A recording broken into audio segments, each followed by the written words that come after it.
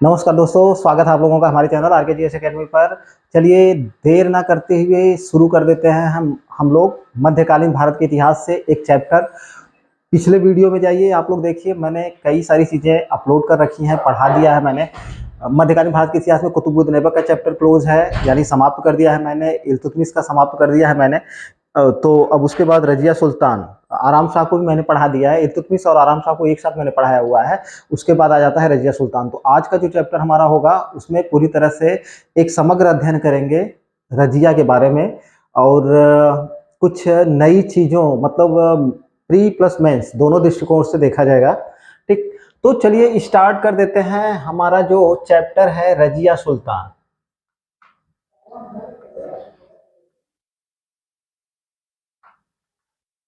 ठीक है, ये कब से कब शासक बनी थी? 1236 ईस्वी से लेकर 1240 ईस्वी तक। अब थोड़ा सा पीछे चलते हैं, क्योंकि जहां तक रजिया के सुल्तान बनने की बात है तो सबसे पहला हमारा फैक्ट ये जाता है कि दिल्ली के पूरे इतिहास में, दिल्ली सल्तनत के पूरे इतिहास में यह पहली बार हुआ, या यह पहली घटना थी, पहली और लास्ट, पहली और अंतिम बार किसी मुस्लिम महिला को शासक बनाया गया था या सुल्तान बनाया गया था। तो सबसे पहला फैक्ट हम क्या देखेंगे? नंबर 1, दिल्ली सल्तनत के इतिहास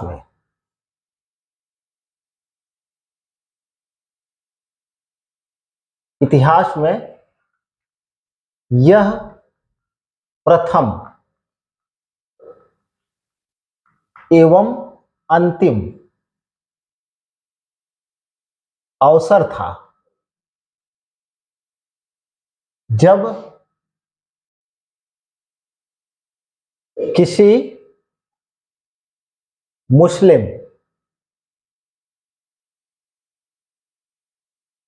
महिला को शासक बनाया गया।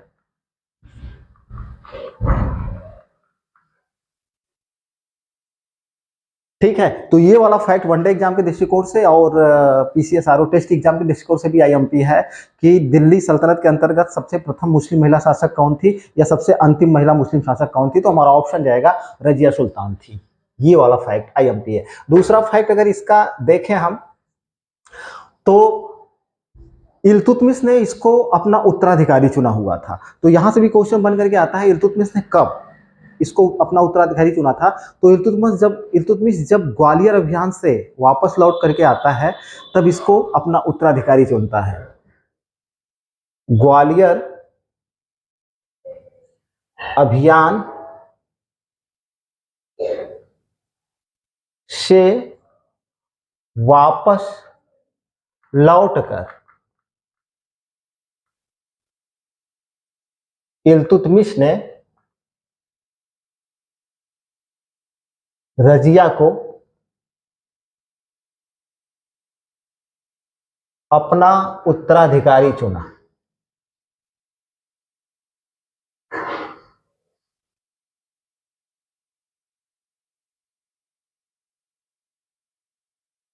और सिक्कों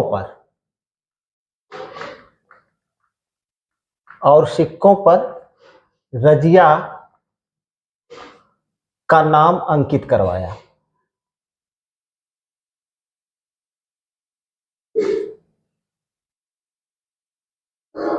ठीक है, तो यहां से भी क्वेश्चन बना हुआ है कि इल्तुतमिश ने कब इसको अपना उत्तराधिकारी चुना था। तो हमारा ऑप्शन जाएगा ग्वालियर विजय या ग्वालियर अभियान से वापस लौट करके जब इल्तुतमिश आया था, तो इसने रजिया को, अपनी पुत्री को क्या उत्तराधिकारी चुना।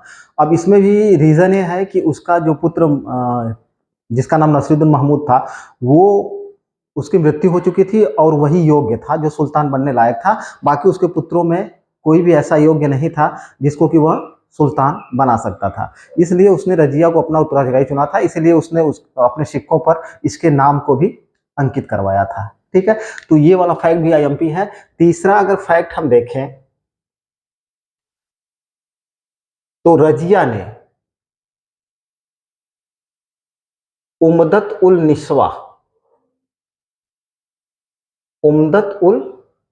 निस्वा, जिसका शाब्दिक अर्थ है स्त्रियों में उदाहरणीय। स्त्रियों में उदाहरणीय की उपाधि धारण की,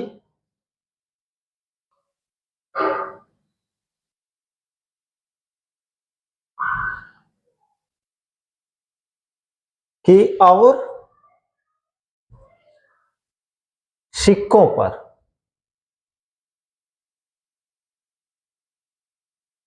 इस उपाधि को अंकित करवाया।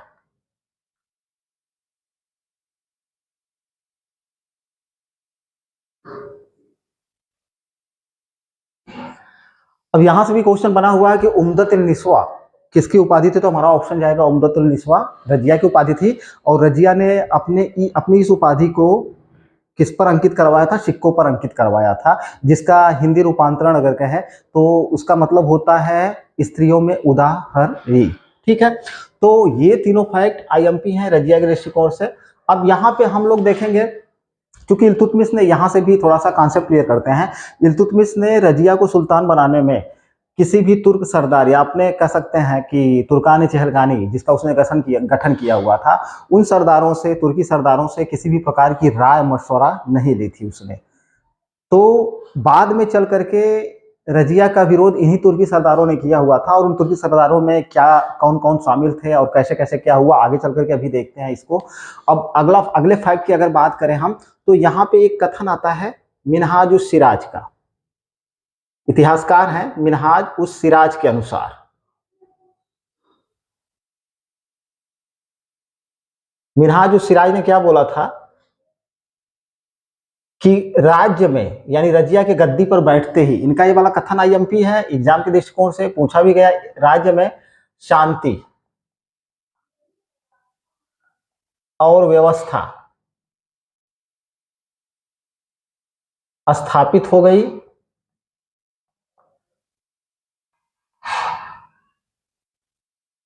एवं सरकार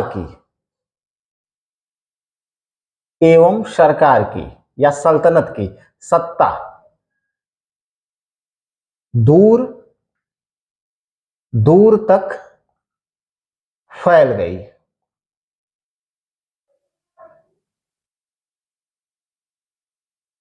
लखनऊ से लेकर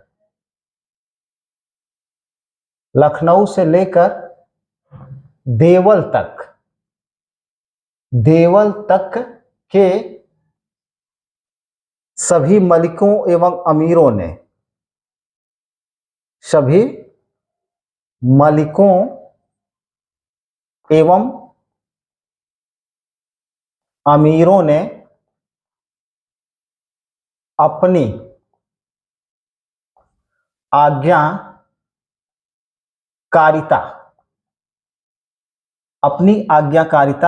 और अधीनता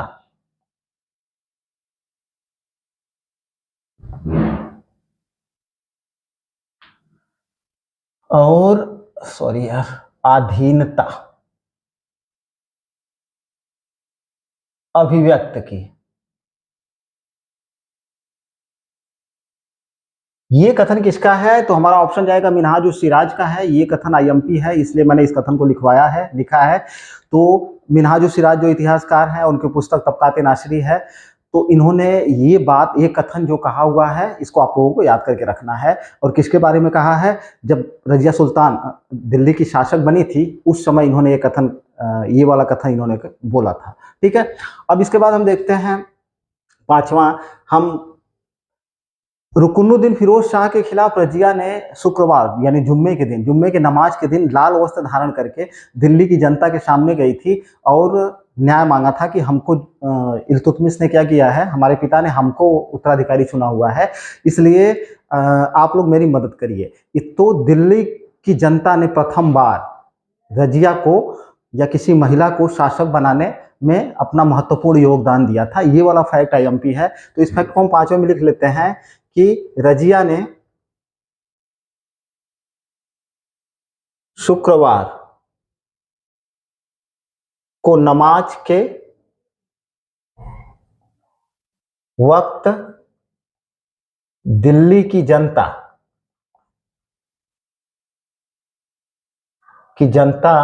से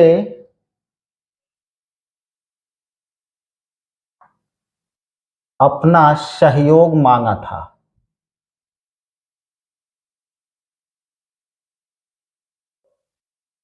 लाल वस्त्र धारण कर।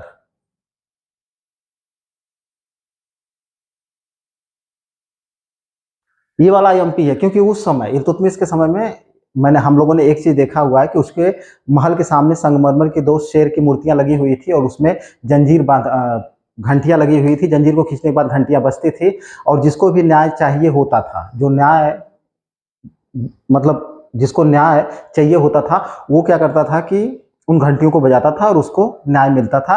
और न्याय मांगने वाले व्यक्ति को लाल वस्त्र धारण करना पड़ता था। इसलिए शुक्रवार के दिन रजिया ने कैसा वस्त्र धारण किया था, तो हमारा ऑप्शन जाएगा लाल वस्त्र धारण करके वह दिल्ली की जनता के सामने गई थी और दिल्ली की जनता ने उसका सहयोग और समर्थन किया और दिल्ली की जनता के सहयोग और समर्थन से ही रजिया शासक बनी थी। तो अगर क्वेश्चन करता है तो हम हमारा ऑप्शन जाएगा कि दिल्ली की जनता ने रजिया को सुल्तान बनाया, ना कि तुर्की सरदारों ने। ये वाला फैक्ट आईएमपी है, यानी तुर्की सरदारों या मलिकों या अमीरों की कोई भी भूमिका नहीं थी उसके शासक बनने में। कि किसकी भूमिका थी, तो हमारा ऑप्शन जाएगा कि दिल्ली की जनता की भूमिका थी। ठीक है, तो ये 5 फैक्ट बहुत ही आईएमपी हैं, यहां से हम लोगों ने देख लिया। अब हम देखते हैं कि रजिया ने शासक बनने के बाद क्या किया। इसने ये दरबार में जब जाने लगी तो इसने पुरुष वेश धारण करना शुरू कर दिया था और जो पर्दा था, जो मुस्लिम महिलाएं बुर्का पहनती थी, अपने पूरे तन को साथ ही साथ मुंह को ढक के रखती हैं, तो इसने क्या किया, पर्दा को त्याग दिया। खुले मुंह से, खुला मुंह करके ये दरबार में जाने लगी थी और उसने पुरुषों के वेश धारण करना शुरू कर दिया था, जिसमें से दो चीजें बहुत ही महत्वपूर्ण हैं। क्या वो धारण करती थी मेनली, तो छठा फैक्ट में हम देखेंगे कबा, जिसका मतलब होता है पुरुषों का कुर्ता, कुर्ता और कुलाह, जिसका अर्थ होता है टोपी। तो कबा, कुर्ता और कुलाह, टोपी पहन करके इसने राज दरबार में बैठना शुरू कर दिया था, पुरुषों का वेश धारण करना शुरू कर दिया था। और निसंदेह रजिया एक योग्य शासिका थी। इसके बारे में कुछ इतिहासकारों का कथन है जिसको हम आगे चल करके देखेंगे कि ये सारे कथन किस इतिहासकार ने रजिया के बारे में दिया हुआ है। ठीक है, अब अगला फैक्ट देखते हैं। क्योंकि यहाँ पे देखिए सातवां फैक्ट अगर देखा जाए तो रजिया को दिल्ली की जनता ने सुल्तान बनाया था, इसलिए स्वाभाविक सी बात है कि जो तुर्क अमीर थे, अभी तक हम लोग देखते हैं क्या परंपरा चली आ रही थी कि कुतुबुद्दीन ऐबक शासक बना, उसके बाद इल्तुतमिश शासक बनता है, आराम शाह, सॉरी यार, कुतुबुद्दीन शासक बना, इसके बाद आराम शाह को रुकनुद्दीन फिरोज शाह को शासक बनाया जाता है। फिर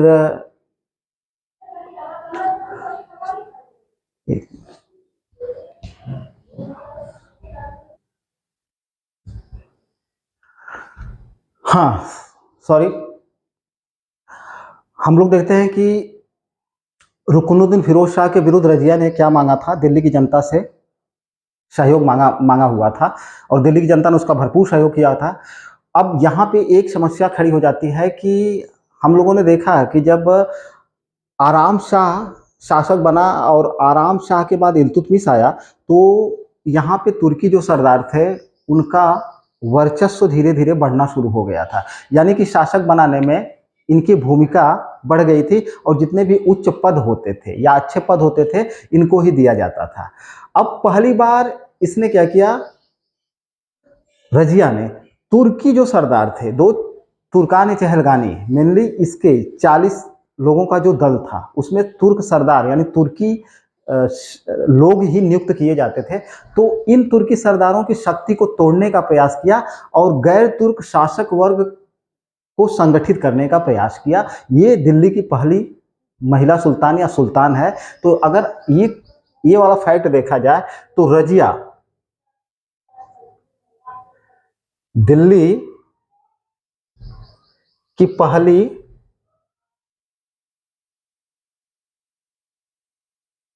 सुल्तान थी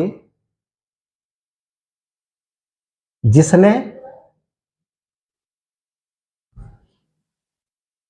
तुर्की अमीरों सरदारों की शक्ति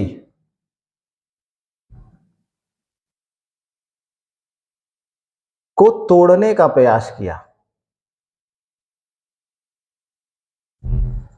तोड़ने का प्रयास किया और शासन में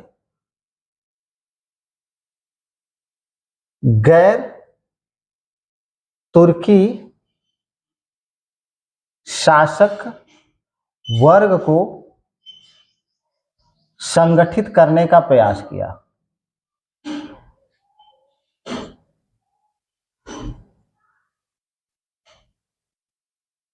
प्रयास किया। ये वाला फैक्ट आईएमपी है। दिल्ली का पहला सुल्तान या दिल्ली की पहली मुस्लिम शासिका जिसने क्या किया था कि प्रशासन में तुर्की सरदारों की जो भागीदारी थी उसको कम करने का प्रयास किया या उसको समाप्त करने की कोशिश की, और गैर तुर्की जो सरदारों का वर्ग था उसको प्रशासन में अधिक से अधिक भागीदारी देने का प्रयास किया था। ये वाला फैक्ट आईएमपी है, ये आपको याद करके रखना है। और इसका भी एक रीजन था, क्योंकि रजिया जानती थी कि यही लोग मेरा विरोध कर सकते हैं या विरोध करेंगे। उसको पक्का विश्वास था कि आगे चल करके अगर कोई भी समस्या खड़ी करेंगे तो ये तुर्की सरदार लोग ही खड़ी करेंगे, और उसको इसका पहले से ही आभास हो गया था। तो इसलिए उसने ये काम करना शुरू कर दिया था, और इस काम को करने के लिए इसने कुछ कदम उठाए, जिसमें इसने क्या किया कि इसके जो कुछ विश्वास पात्र सरदार थे जो गैर तुर्की वर्ग से संबंधित थे, या हम कह सकते हैं कि जो विश्वास पात्र न भी रहे हों लेकिन तुर्क वर्ग से संबंधित नहीं थे और प्रतिभावान थे या टैलेंटेड थे, उनको शासन प्रशासन में उच्च पदों पर नियुक्त करना प्रारंभ कर दिया था। तो ये वाला फैक्ट भी आईएमपी है। अब हम लोग देखेंगे कि मेनली इसने शासक वर्ग में क्या परिवर्तन किया, शासक वर्ग की संरचना में इसने परिवर्तन क्या करना शुरू कर दिया। ठीक है, तो इसको मिटाते हैं।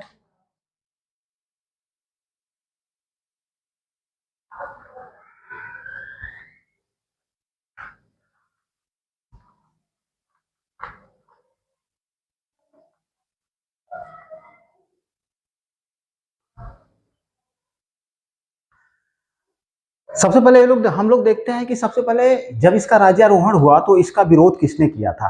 तो जुनैदी, जो कि इल्तुतमिश का वजीर था, जिसके बारे में हम लोग अच्छी तरह से जानते हैं और वहां से क्वेश्चन आया भी हुआ है।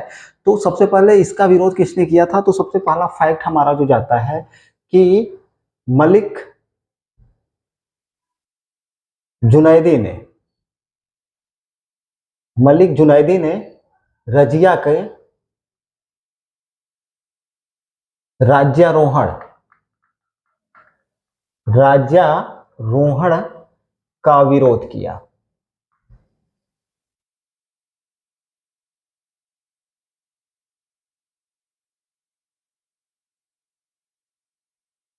या हम कह सकते हैं कि राज्यारोहण का विरोध किया या उसके राज्यारोहण को अस्वीकार कर दिया। तो अगर ये क्वेश्चन आता है कि सबसे पहले रजिया के राज्यारोहण का या सिंहासनारोहण का विरोध किसने किया था या उसको अस्वीकार किसने कर दिया था, तो हमारा ऑप्शन जाएगा मलिक जुनैदी ने। किसने? मलिक जुनैदी ने। और इसको समर्थन भी मिला हुआ था, जो कि तुर्क सरदार थे। उन तुर्क सरदारों में हम लोग देखेंगे किसने इसका समर्थन किया था। तो आगे देखते हैं। और मलिक अलाउद्दीन जानी,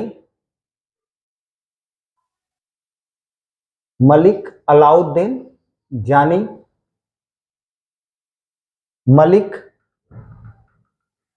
सैफुद्दीन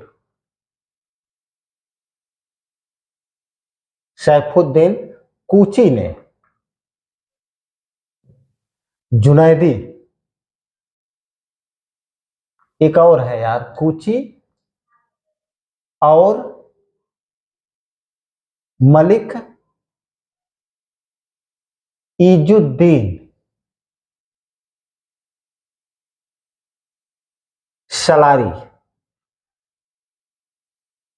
सलारी ने जुनैदी का समर्थन किया।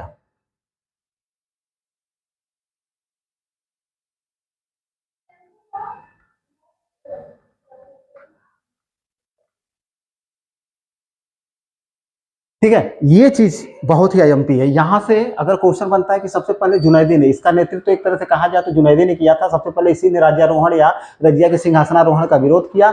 बाद में हम लोग देखते हैं कि मलिक अलाउद्दीन जानी, मलिक सैफुद्दीन कुची और मलिक इजुद्दीन सलारी ने जुनैदी का समर्थन किया था। तो अगर क्वेश्चन करे कि निम्न में से किसने मलिक जुनैदी का समर्थन किया था या नहीं किया था, तो जब तक हमको तीनों लोगों का नाम नहीं पता रहेगा, अलाउद्दीन जानी, मलिक अलाउद्दीन जानी, मलिक सैफुद्दीन कुची और मलिक इजुद्दीन सलारी। अब यहाँ से ये भी क्वेश्चन आता है कि ये सब कहाँ के इक़्तिदार थे, तो उसका चार्ट मैं एक जगह बनवा दूंगा। ठीक है, तो इन लोगों ने इसका समर्थन किया। होता क्या है कि ये लोग इसका समर्थन करते हैं और इसके बाद एक छोटा सा युद्ध होता है। और ये युद्ध किसके किसके बीच होता है, तो अगले वाले फैक्ट में अगर हम चलें तो दूसरा फैक्ट,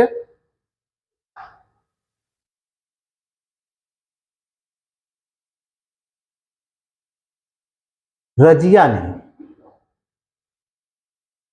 ने मलिक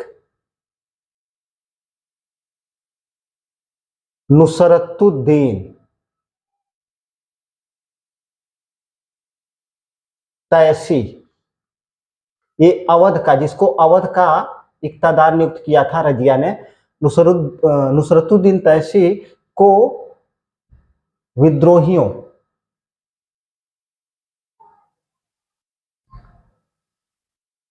को दबाने के लिए भेजा।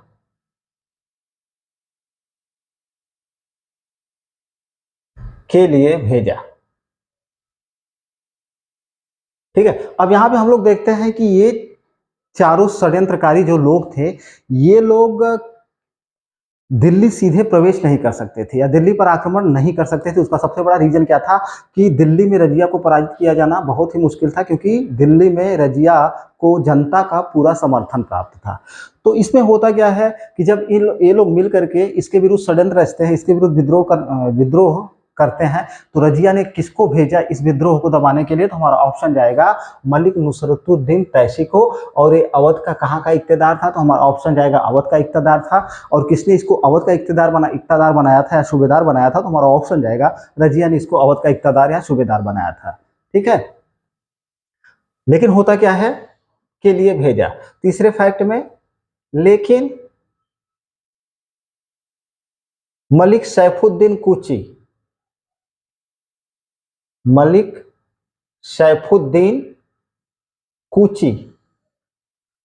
ने तैसी को पराजित कर गिरफ्तार कर लिया, पराजित कर कारागार में डाल दिया।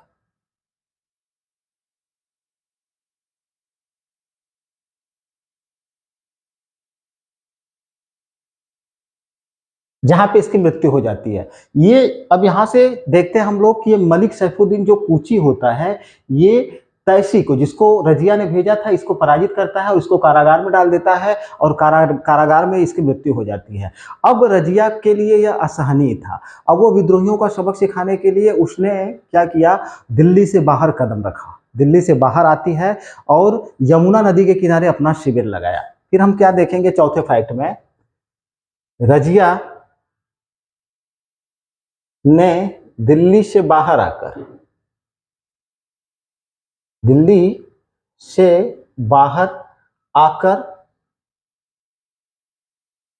यमुना नदी के किनारे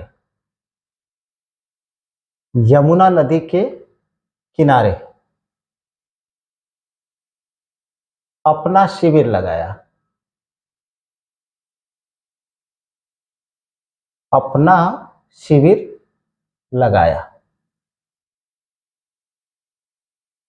ठीक है, अब आ जाती है यमुना नदी किनारे, अपना शिविर लगाती है, अपना खेमा, सैन्य खेमा वहां पे स्थापित करती है और विद्रोहियों को दबाने का निश्चय करती है। लेकिन कुछ छुटपुट युद्ध होते हैं। उस युद्ध का कोई विशेष परिणाम निकल करके सामने नहीं आता है। तब रजिया ने दिमाग से काम लेना शुरू कर दिया। दिमाग से काम लेने का मतलब क्या है कि उसने कूटनीति का सहारा लेना शुरू किया। प्रथम बार उसने कूटनीति का सहारा यहीं पे लिया हुआ था और उसने क्या किया कि दो सरदारों को गुप्त रूप से अपनी तरफ मिला लिया। और वे दो सरदार कौन कौन से थे, तो हम लोग देखेंगे पांचवें फैक्ट में, रजिया ने बदायूं के इक्तादार मोहम्मद सलारी और मुल्तान के इक्तादार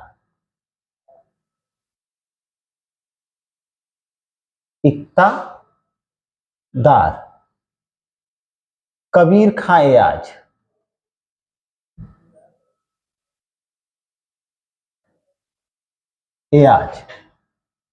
को गुप्त रूप से अपनी तरफ मिला लिया, को गुप्त रूप से अपनी ओर मिला लिया। ये चीज बहुत ही आईएमपी है। अब यहाँ पे देखिए हमको ये चीज पता चल जाती है कि जिन सरदारों का हम लोगों ने नाम लिया था उसमें अगर यहाँ से सुमेलित करने के लिए क्वेश्चन आता है, ये मोहम्मद सलारी कहाँ का इक्तादार था, तो बदायूं का था। और मुल्तान का इक्तेदार कौन था, कबीर खां एयाज मुल्तान का इक्तेदार था। तो दो इक्तेदारों का इक्तेदारी से जो सुमेलन होता है वो क्लियर हो गया। मुल्तान का कबीर खां एयाज और बदायूं का इक्तदार मोहम्मद सलारी था। इन दोनों को गुप्त रूप से अपनी ओर मिला लेती है। इसके बाद क्या होता है कि षड्यंत्रकारियों को जब सूचना मिलती है कि कबीर खां एयाज और ये मोहम्मद सलारी दोनों रजिया के साथ मिल गए हैं, तो सभी षड्यंत्रकारी डर जाते हैं और भाग खड़े होते हैं। अब इनका पीछा किया जाता है, जिसमें से एक को पकड़ करके कारागार में डाला जाता है और एक की मृत्यु हो जाती है। तो इसमें कौन कौन से हैं? छठवां, लाहौर का इक्तादार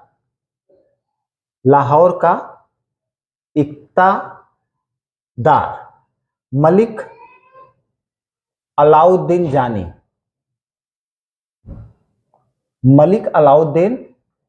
जानी, ठीक है, ये मारा जाता है। अब देखिए यहां पे ये चीजें बहुत ही क्लियर हो गई हैं। लाहौर का इक्तेदार कौन है, मलिक अलाउद्दीन जानी है। अब सुमेलन में हम लोग आराम से कर ले जाएंगे। बदायूं का इक्तेदार मोहम्मद सलारी है, मुल्तान का इक्तेदार कौन है, कबीर खां एयाज है, और लाहौर का इक्तेदार कौन है, मलिक अलाउद्दीन जानी है। अब देखते हैं हाशी का इक्तेदार कौन है। तो चारों पांचों इक्तेदारों को हम लोग आराम से सुमेलित कर सकते हैं। तो अगर ये क्वेश्चन करे कि कौन इसमें मारा जाता है, तो हमारा ऑप्शन जाएगा मलिक अलाउद्दीन मारा जाता है। और इसमें उसका एक भाई होता है जिसका नाम होता है फखरुद्दीन। ये फखरुद्दीन के साथ पकड़ा जाता है और दोनों को मार दिया जाता है, दोनों की मृत्यु हो जाती है। अब देखते हैं हाशी के इक्तेदार कौन था, इसके साथ क्या हुआ। आगे देखिए 7वें फैक्ट में, हाशी का इक्तादार सैफुद्दीन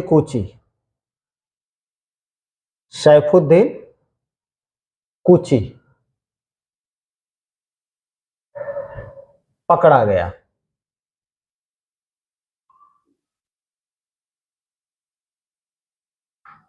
ये सॉरी यार, ये फखरुद्दीन इसी का भाई था। सो सैफुद्दीन कूची पकड़ा गया भाई फखरुद्दीन के साथ, भाई फखरुद्दीन के साथ। अब देखिए इक्तादारों का जो सुमेलन है वो पूरी तरह से क्लियर हो जाएगा। अब यहाँ से सुमेलित करने के लिए क्वेश्चन आया भी हुआ है, तो हम लोग कैसे कैसे सुमेलित करेंगे। अब हम लोगों का सब सारी चीजें क्लियर हो गई। बदायूं का इक्तेदार कौन है, बदायूं के साथ हम सुमेलित करेंगे मोहम्मद सलारी को। मुल्तान के साथ हम कबीर खां एयाज को। लाहौर के साथ हम मलिक अलाउद्दीन जानी को। और हाशी के इक्तेदार के साथ सैफुद्दीन कूची को।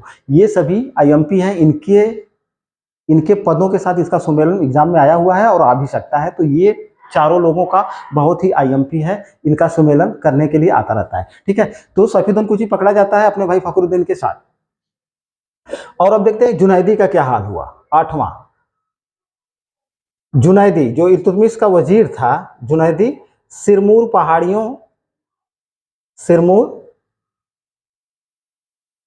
पहाड़ियों की तरफ भाग गया और वहीं उसकी मृत्यु हो गई। वहीं इसकी मृत्यु हो गई। अब ये चीज बहुत ही आईएमपी थे। यहाँ से भी क्वेश्चन, जो जुनैदी जुनैदी चूंकि इतिहास में फेमस है, और इसका एक कथन भी है, मैंने पढ़ाया वो इल्तुतमिश वाले चैप्टर में, और इल्तुतमिश का प्रसिद्ध वजीर भी था, और इसको इसने एक बार सलाह भी दी थी, सलाह मैंने बताई हुई है। तो यहाँ से ये सुमेलन के लिए आता रहता है, इनके इक्तादारों को इनके इक्तादारी के साथ सुमेलित करने के लिए। और जुनैदी का अंत कहाँ पे हुआ, तो हमारा ऑप्शन जाएगा सिरमौर पहाड़ियों की तरफ भाग करके जाता है, और इतिहास में यही जिक्र आता है कि वहाँ पर इसकी मृत्यु हो जाती है। इस प्रकार रजिया के समय में जो ये विद्रोह हुआ था प्रथम, इस विद्रोह में उसको पूरी तरह से सफलता प्राप्त हुई थी। इस विद्रोह के बाद रजिया ने कुछ कार्य किए थे, प्रशासनिक व्यवस्था में सुधार किया था इसने, और इक्तदारी वर्ग में जो तुर्की सरदारों की प्रभुता थी, इसको इसने समाप्त करने का प्रयास किया, जो कि मैंने पहले ही बता दिया है। और गैर तुर्कों को उच्च पदों पर आसीन करना शुरू कर दिया था, और ये दिल्ली सल्तनत में ये पहली बार ऐसा हुआ था। अभी तक कोई भी मतलब शासक ऐसा नहीं हुआ जो कि इस प्रकार का कोई कदम उठा पाए। तो चलिए अगले फैक्ट में मिटा करके देखते हैं कि अलाउद्दीन ने रजिया ने प्रशासनिक संरचना में क्या क्या परिवर्तन किए थे, और उसने इसमें किसको कहां पर नियुक्तियां दी थी। ये भी आईएमपी है, इसका भी सुमेलन आता रहता है। चलिए देखें रजिया ने अब क्या किया। तो फर्स्ट फैक्ट, रजिया के प्रशासनिक कार्य, रजिया के प्रशासनिक कार्य। तो अब यहां से भी मैं बोल रहा हूं बार बार कि सुमेलन करने के लिए आता रहता है कि रजिया ने किसको कहां के इक्तदारी सौंपी, या कहां का मतलब कौन सा पद किसको दिया, ये बहुत ही आईएमपी है। तो सबसे पहले हम लोग देखेंगे ये क्या करती है। सबसे पहले मलिक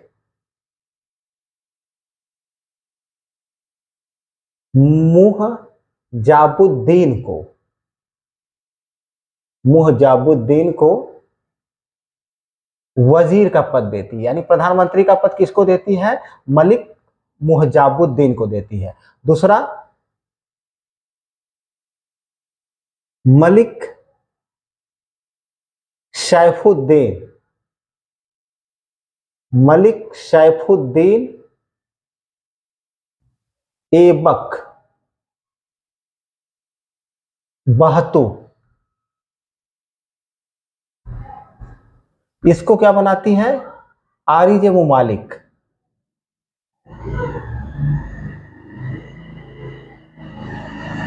यानी सेना का प्रधान। तीसरा जो इसने, इसको क कर देते हैं, तीसरा जो इसने पद दिया था वो मलिक सैफुद्दीन कूची को, मलिक सैफुद्दीन कूची, लाहौर का इक्तादार, लाहौर का इक्तादार। चौथा, मलिक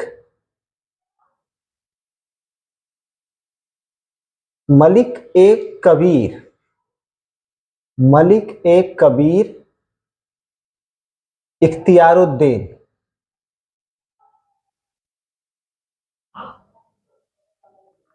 मलिक एक कबीर इख्तियारुद्दीन, इसको क्या करती है, इसका पूरा नाम ऐतगिन है। इसको पहले बदायूं की सूबेदारी देती है,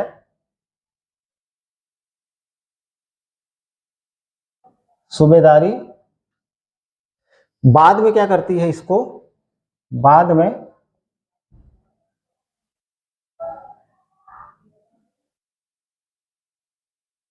अमीर ए हाजिब, अमीर ए हाजिब का पद प्रदान करती है। एक और है पांचवा, मलिक इख्तियारुद्दीन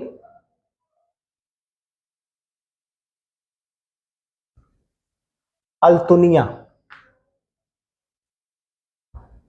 अल्तुनिया, इसको पहले बरन का सूबेदार, बरन का सूबेदार, फिर भटिंडा का सूबेदार, सूबेदार नियुक्त करती है। ठीक है, अब छठा देखें, छठा नियुक्ति अगर इसका देखें तो एक अबिसिनियन, एक अबिसिनियन जिसका नाम क्या था, मलिक जमालुद्दीन याकूत, मलिक जमालुद्दीन याकूत, इसको अमीर ए आखूर, अमीर ए आखूर यानी अश्वशाला का मुखिया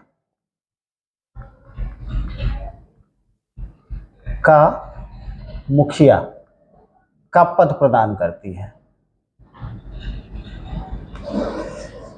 ठीक है, ये सारे पद हैं, इन सारे पदों को भी सुमेलित करने के लिए एग्जाम में पूछा जाता रहा है और वन लाइनर भी पूछा जा सकता है कि किसको इसने अमीर हाजिर बनाया था, किसको इसने अमीर आखूर का पद दिया था, या किसको इसने वजीर का पद दिया था। तो सुमेलित करने के लिए वन लाइनर सभी आईएमपी है।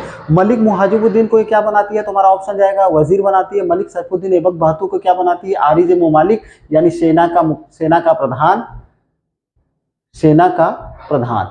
और ये सभी लोग गैर तुर्क थे, यानी तुर्की शाखा से संबंधित नहीं थे मुसलमानों की। मलिक सैफुद्दीन कोची को लाहौर का इख्तियार बनाती है। मलिक कबीर इख्तियारुद्दीन ऐतगिन को पहले, अगर क्वेश्चन करे कि पहले क्या कहाँ के सूबेदार नियुक्त करती है, इख्तियार नियुक्त करती है, हमारा ऑप्शन जाएगा बदायूं का। इसके बाद अमीर हाजिब का पद इसी को प्रदान किया जाता है, किसको, इख्तियारुद्दीन ऐतगिन को। मलिक इख्तियारुद्दीन अल्तुनिया को पहले बरन की सूबेदारी प्रदान करती है, फिर इसे भटिंडा का सूबेदार नियुक्त करती है। एक अबिसिनियन, यहाँ से भी क्वेश्चन खूब बना हुआ है कि ये जो अबिसिनियन कौन था इसमें, तो हमारा ऑप्शन जाएगा मलिक जमालुद्दीन याकूत था। और इसने मलिक जमालुद्दीन याकूत को क्या बनाया था, अमीर आखुर यानी अश्वशाला का मुखिया, अश्वशाला का प्रधान इसने नियुक्त किया हुआ था। तो ये पद है जो इसने दिया हुआ था। और ये भी हमको ध्यान में रखना है कि ये सारे पद जो प्रदान किए गए हैं, मैंने पहले ही बता दिया था कि इसने तुर्की जो सरदार थे उनकी कमर को तोड़ने का प्रयास किया था, और ये पहली शासक थी या शासिका थी, और गैर तुर्कों को प्रशासन में ज़्यादा से ज़्यादा हिस्सेदारी प्रदान करने की कोशिश की थी। और ये सभी लोग गैर तुर्क वर्ग से संबंधित थे, कोई तुर्क वर्ग से संबंधित नहीं था। तो इनको सुमेलित करने के लिए वन लाइनर कहीं से भी क्वेश्चन आ सकता है। अब ये जो याकूत है, इसके बारे में फरिश्ता का इशामी को देख लेते हैं। इशामी, इतिहासकार इशामी ने रजिया का याकूत के साथ अनुचित प्रेम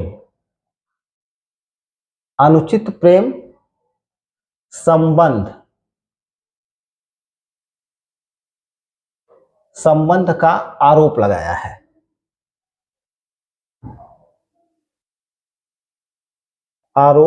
है। फिर एक इतिहासकार हैं मिन्हाज उस सिराज। मिन्हाज उस सिराज ने दोनों के संबंधों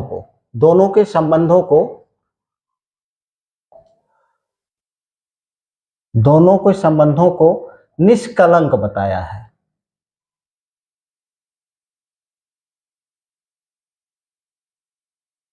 ये सारी चीजें क्यों हो रही है, ये सारी चीजें इसलिए हो रही है क्योंकि फरिश्ता ने एक बात का जिक्र किया है, एक वर्णन दिया है, उसके बाद ये सारी चीजें आती है। फरिश्ता को भी यहीं पे देखेंगे। नौवां इतिहासकार फरिश्ता, ये फरिश्ता ने बताया है, फरिश्ता ने लिखा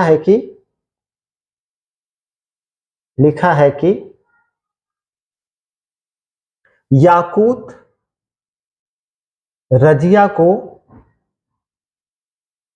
घोड़े पर बैठाते समय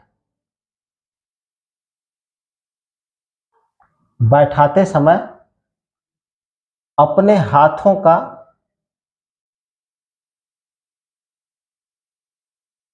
हाथों से सहारा देता था।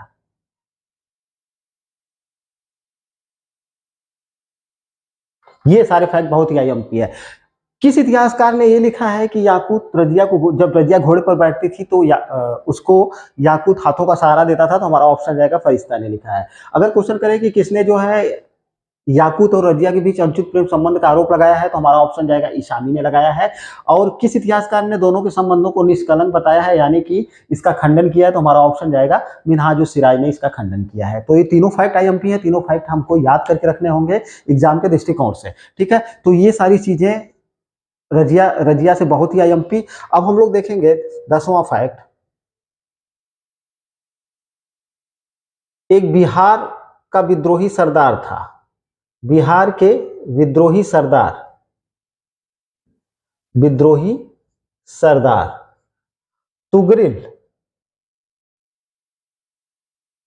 ए तुगान खां ने रजिया के सामने आत्मसमर्पण कर दिया था।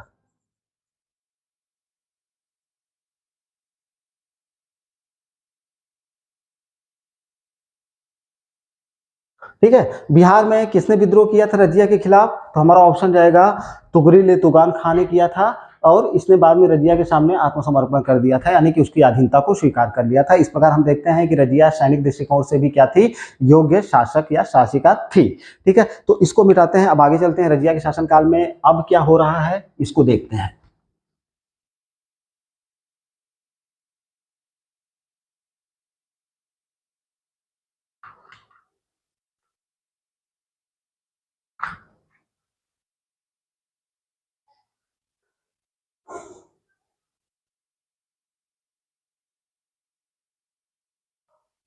देखिए, रजिया के दो कृपा पात्र थे, रजिया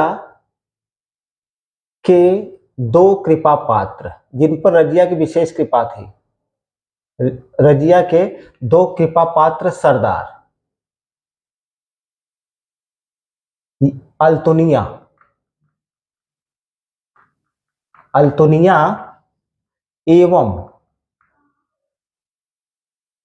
ऐतगिन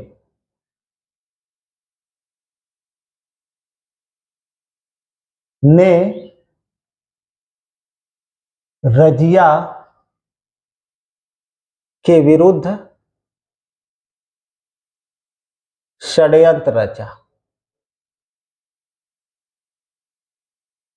ये दो रजिया के जो कृपा पात्र थे, अब क्या होता है कि ये धीरे धीरे तुर्की, अगर हम दिल्ली सल्तनत का पूरा इतिहास देखें तो किसी ने किसी के ऊपर ना तो विश्वास किया, ना तो कोई किसी के ऊपर विश्वास करने लायक था।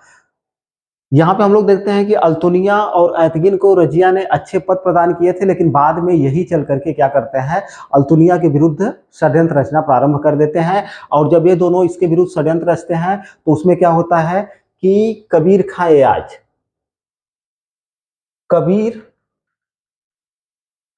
खां एयाज भी इसमें शामिल हो गया।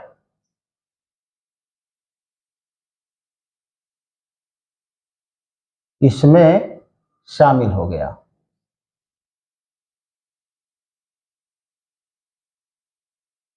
ठीक है, अब इस षड्यंत्र में कबीर खां एयाज भी शामिल हो गया, लेकिन खुल करके बाहर कौन आता है सबसे पहले, तो हमारा ऑप्शन रहेगा कबीर खां एयाज आता है।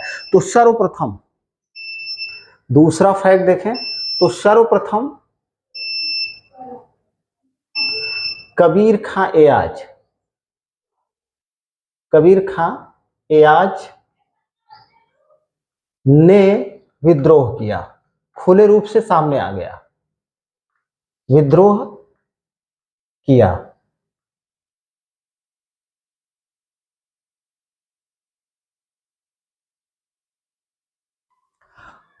अब सबसे पहले कबीर खां एयाज विद्रोह करता है, लेकिन एक बात यहाँ पे क्लियर कर लेना बहुत ही जरूरी है कि रजिया के खिलाफ ये लोग जहाँ भी विद्रोह कर रहे हैं वहीं पे रह रहे हैं। दिल्ली में किसी की हिम्मत नहीं आने की। उसका रीजन क्या था कि दिल्ली में लोग जानते थे कि ना तो राजमहल पर हम अधिकार कर सकेंगे, ना तो रजिया को पराजित किया जा सकता है, क्योंकि रजिया को दिल्ली की जनता का समर्थन प्राप्त है। इसलिए रजिया जब देखती है कि कबीर खां एयाज ने विद्रोह कर दिया, तो रजिया इस विद्रोह को दबाने के लिए बाहर आती है। यहाँ से भी क्वेश्चन किया गया है। रजिया ने रमजान के महीने में, रमजान के महीने में,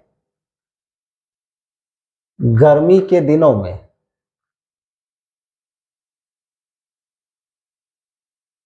कबीर खां एयाज के विद्रोह को दबाने के लिए आती है। कबीर खां एयाज पराजित होता है और भाग जाता है। रजिया ने इसका पीछा किया, रजिया ने इसका चेनाब नदी तक पीछा किया। अगर क्वेश्चन करें कि रजिया ने एयाज का पीछा कहाँ तक किया था, तो रजिया ने एयाज का पीछा चेनाब नदी तक किया हुआ था। और चेनाब नदी के उस पार मंगोलों का क्या था, बसेरा था। इसलिए कबीर खां एयाज उधर जा नहीं सकता था। इसलिए कबीर खां एयाज ने रजिया के सामने क्या किया, आत्मसमर्पण कर दिया। रजिया ने क्या किया, इसको कठोर दंड नहीं दिया, बस इसकी सूबेदारी में जो इक्तादारी थी उसमें परिवर्तन कर दिया। तो अब यह इसकी इक्तादारी, कहाँ की इक्तादारी को छीनती है और कहाँ का इक्तादारी प्रदान करती है, ये चीज देखते हैं। रजिया ने क्या किया, रजिया ने चौथे फैक्ट में देखें, रजिया ने एयाज से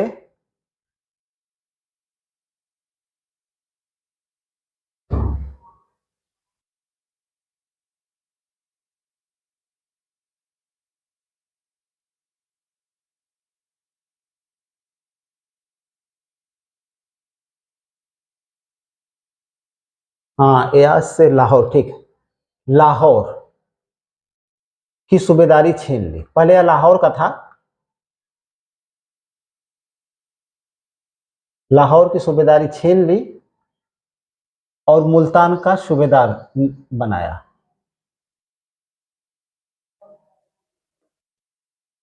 और मुल्तान का सूबेदार बनाया। तो दंड स्वरूप हम लोग देखते हैं कि रजिया ने यहाँ पे ढुलमुल नीति का पालन किया था। यानी कि कबीर खां एयाज को इसको समाप्त कर देना चाहिए था, लेकिन इसने कबीर खां एयाज को समाप्त नहीं किया, बल्कि इसकी सूबेदारियों में परिवर्तन कर दिया। क्या किया इसने, इससे लाहौर की, पहले लाहौर का सूबेदार था तो लाहौर की सूबेदारी छीन ली। और क्वेश्चन करे कि लाहौर की सूबेदारी छीनने के बाद कबीर खां एयाज को कहाँ का सूबेदार नियुक्त करता है, तो हमारा ऑप्शन जाएगा मुल्तान का सूबेदार नियुक्त करता है। फिर इसके 10 दिनों के बाद क्या होता है, 10 दिनों के बाद एतगिन के इशारे पर, एतगिन के इशारे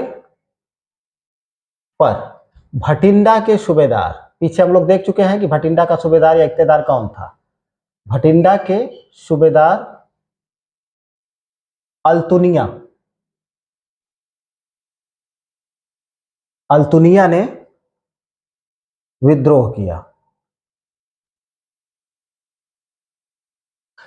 अब भटिंडा का सूबेदार 10 दिनों के बाद, फिर जैसे ही कबीर खां एयाज के विद्रोह को दबाया जाता है, तो उसके ठीक 10 दिनों बाद किसके इशारे पे, तो हमारा ऑप्शन जाएगा एतगिन के, एतगिन के इशारे पर, एतगिन ही के इशारे पर किसने विद्रोह किया था, हमारा ऑप्शन जाएगा अल्तुनिया ने विद्रोह किया था। और ये कहाँ का सूबेदार था, तो हमारा ऑप्शन जाएगा भटिंडा का सूबेदार था।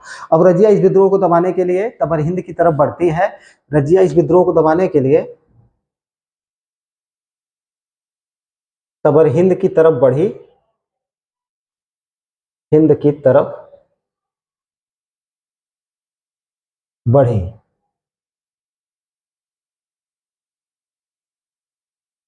लेकिन ये अल्तुनिया इसको पराजित कर देता है, रजिया को पराजित कर देता है। और रजिया को कहाँ पे गिरफ्तार करके या कारागार में डालता है, तो हमारा ऑप्शन जाएगा भटिंडा में। तरफ बढ़ी, लेकिन अल्तुनिया ने रजिया को पराजित कर, रजिया को पराजित कर भटिंडा के किले में कैद कर दिया,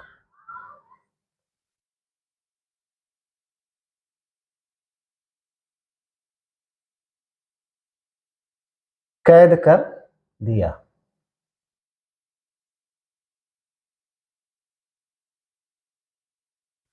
अब देखिए यहां से, अब पूरी हिस्ट्री थोड़ा सा बदलती है। बदलती क्या है कि अगर क्वेश्चन करे कि किसने रजिया को पराजित किया था, तो हमारा ऑप्शन जाएगा अल्तुनिया ने, यही भटिंडा के सूबेदार इक्तेदार ने रजिया को पराजित किया था।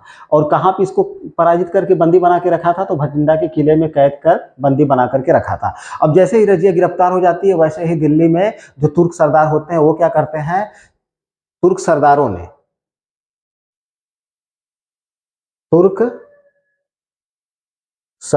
ने इल्तुतमिश के तीसरे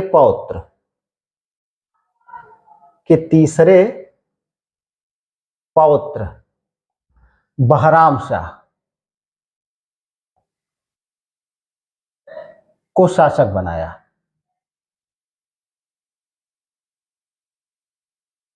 ठीक है, अब ये घटना घटित हो जाती है। यहां से क्वेश्चन करे कि बहराम शाह कौन था, तो हमारा ऑप्शन जाएगा इल्तुतमिश का पौत्र था। और नंबर पे क्या था, तीसरे नंबर पे था। इसको तुर्की सरदार क्या करते हैं, दिल्ली का सिंहासन प्रदान कर देते हैं। अब यहाँ पे क्या होता है कि अल्तुनिया इन सारी चीजों से, घटनाओं को जब जानता है तो वो खुद अप्रसन्न हो जाता है, क्योंकि वो ये आशा कर रहा था कि जब रजिया का पतन होगा तो उसे कोई अच्छा पद प्रदान किया जाएगा, लेकिन उसको अच्छा पद कोई प्रदान नहीं किया जाता है। बल्कि यहाँ पर क्या होता है कि इसके शासनकाल में एक नए पद का सृजन होता है, 8वां। बहराम शाह ने एक नया पद नायब मामलिकात का सृजन किया तथा सर्वप्रथम यह पद एतगिन को प्रदान किया गया, एतगिन को दिया गया। VIMP फैक्ट है, यहां से क्वेश्चन बना हुआ है, आया हुआ है कि ये नायब ममलिकत नामक जो पद था, ये किसने बनाया था, तो हमारा ऑप्शन जाएगा बहराम शाह ने बनाया था। ठीक है, और सबसे पहले यह पद किसको प्रदान किया गया था, तो हमारा ऑप्शन जाएगा एतगिन को प्रदान किया गया था। तो ये सारी घटनाएं होती हैं, तो इससे जो अल्तुनिया होता है, क्या मतलब अप्रसन्न हो जाता है, उसका लाभ रजिया उठाती है। कौन उठाती है, रजिया उठाती है। और रजिया ने कूटनीति से काम लिया। इस समय रजिया ने क्या किया, अल्तुनिया से विवाह कर लिया। रजिया ने उसकी असंतुष्टि का लाभ उठाकर अल्तुनिया से विवाह कर लिया।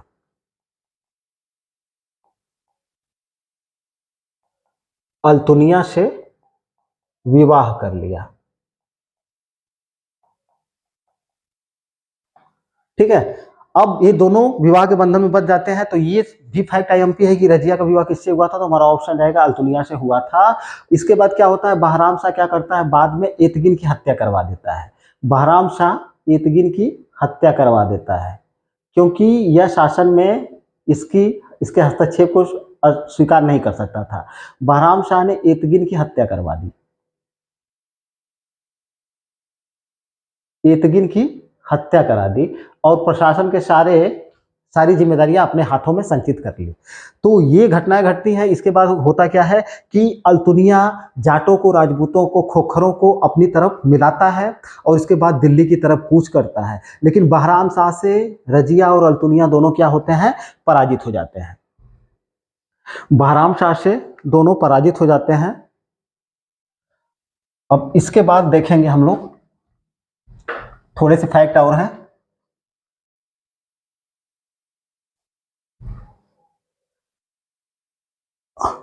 बहराम शाह जब अल्तुनिया और रजिया दोनों को पराजित कर देता है, तो ये दोनों पराजित होकर के फिर वापस भटिंडा लौटते हैं। भटिंडा लौटते समय एक स्थान था कैथल। छठा अगला फैक्ट देखें।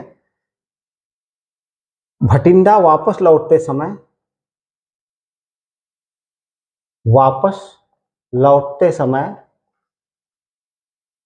कैथल के निकट कुछ हिंदू डाकुओं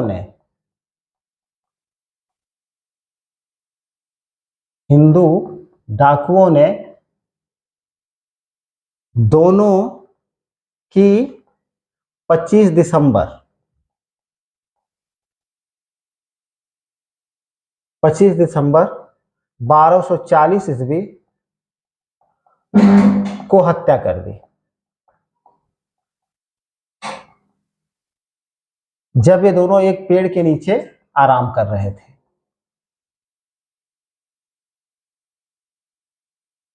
एक पेड़ के नीचे आराम कर रहे थे। ये है रजिया का पूरा इतिहास, और रजिया के बारे में जहां तक चीजें थी सारी चीजें क्लियर हो गई हैं। भटिंडा वापस लौटते समय कहाँ इसकी हत्या हुई थी, तो हमारा ऑप्शन जाएगा कैथल के निकट इसकी हत्या कर दी जाती है। और डेट कौन सा था, तो हमारा ऑप्शन जाएगा 25 दिसंबर 1240 ईस्वी को। और कब, जब ये दोनों एक पेड़ के नीचे क्या कर रहे थे, आराम कर रहे थे। इस प्रकार रजिया का दुखद अंत हो जाता है। अब देखते हैं कि रजिया के समय में इसकी विदेश नीति से भी एक क्वेश्चन बहुत ही आईएमपी है। एक शासक था हसन कारलगू। हसन कारलगू ने दिल्ली आकर, ये 1236 की घटना है, 1236 में रजिया से मंगोलों के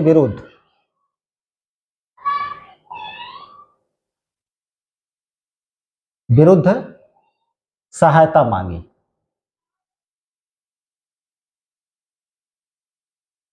लेकिन रजिया ने विनम्रतापूर्वक सहायता देने से इनकार कर दिया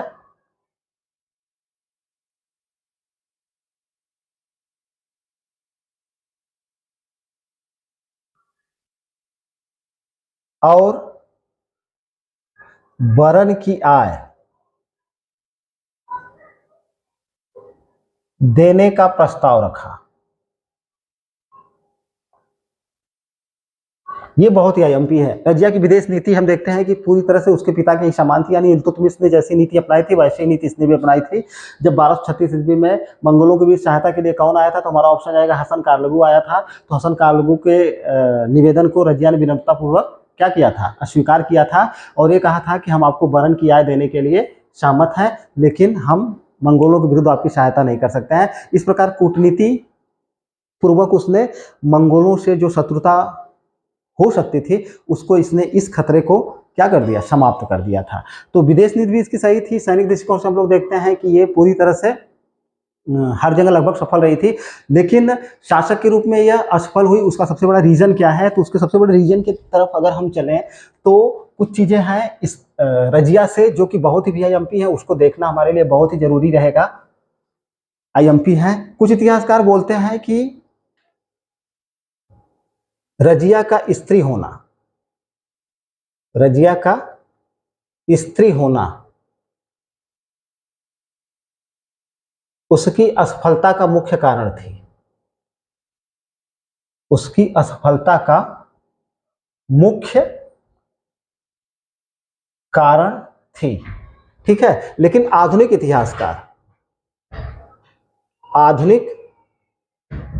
इतिहासकारों के अनुसार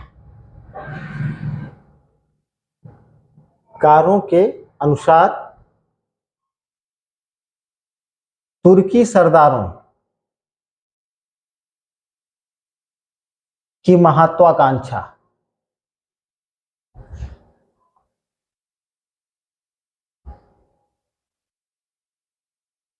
रजिया की असफलता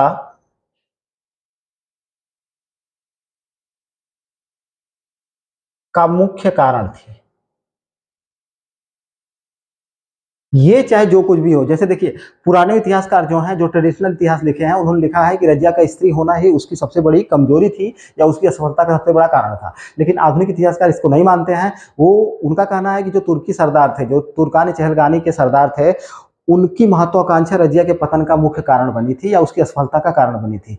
तो अगर क्वेश्चन आए और उसमें ऑप्शन आपका ये दे कि दोनों ऑप्शन अगर शामिल है, मान लीजिए कि उसकी असफलता का मुख्य कारण उसका स्त्री होना था ये भी शामिल रहे, या उसकी असफलता का मुख्य कारण क्या था? तुर्की गुलाम सरदारों की महत्वाकांक्षा। तो हम इस वाले ऑप्शन को टिक करेंगे आधुनिक विचारधारा के अनुसार, तुर्की गुलाम सरदारों की क्या महत्वाकांक्षा। क्योंकि हम लोग देखते हैं कि रजिया ने इनकी कमर तोड़ने का प्रयास किया था, और इसके पहले भी ये लोग एक दो को शासक बना चुके थे, जैसे आराम शाह को शासक बनाने में इनकी भूमिका थी, इल्तुतमिश को भी शासक बनाने में इनकी भूमिका थी, और मिला जुला करके फिर रुकनुद्दीन फिरोज शाह आता है तो उसको भी शासक बनाने में इनकी भूमिका थी, और ये बड़े उच्च पदों पर नियुक्त किए जाते थे।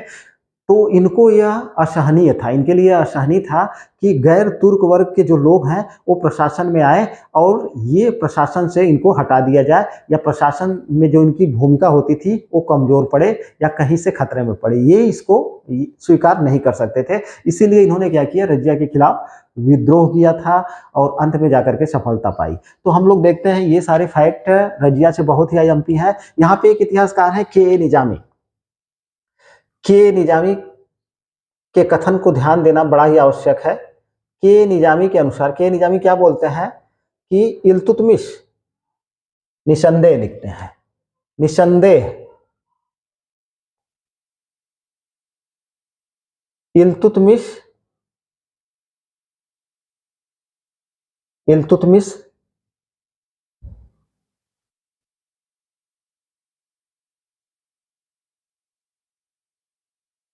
के वंशजों में रजिया सबसे योग्य थी। यानी कि इल्तुतमिश के जितने भी पुत्र पौत्र थे उसमें सबसे योग्य कौन थी? रजिया थी।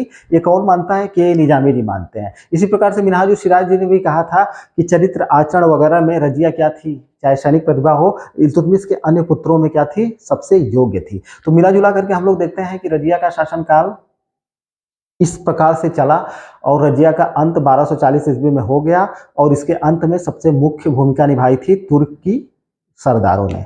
ठीक है, अब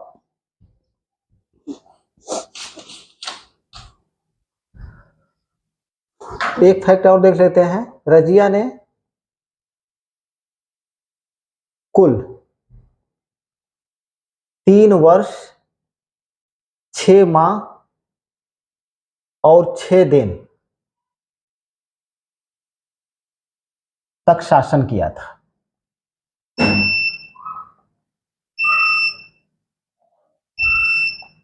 तो अगर यहां से भी क्वेश्चन बन सकता है कि रजिया ने कुल कितने दिन, कितने वर्ष? 3 वर्ष 6 माह और 6 दिन तक इसने शासन किया था, और इसके बाद इसके शासन का अंत हो गया था।